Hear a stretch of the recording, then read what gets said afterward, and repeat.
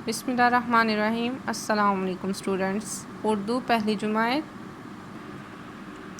सबक नंबर 7 सवेरे उठना, पेज नंबर 39। पढ़ाई हम स्टार्ट करते हैं इसकी। ना आएगी सुस्ती कभी नाम को, करेगा खुशी से हर एक काम को, रहेगा वो बीमारियों से बचा, ये है 100 दवाओं से बेहतर दवा। बच्चों, आपने मेरे साथ साथ इसको पढ़ना है।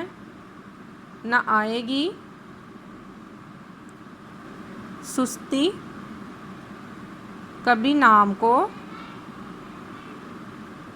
करेगा खुशी से हर एक काम को, रहेगा वो बीमारियों से बचा, ये है 100 दवाओं से बेहतर दवा।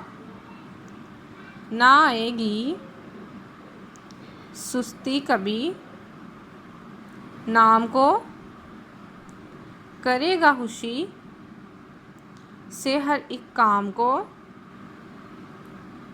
रहेगा वो बीमारियों से बचा, ये है 100 दवाओं से बेहतर दवा। बच्चों, इस नज़म का मकसद ये था कि जो इंसान सुबह सवेरे उठता है वो हमेशा सेहतमंद रहता है, और जो काम सुबह के आगाज़ से किया जाए वो वक्त पर मुकम्मल होता है। जज़ाकल्लाह खैर।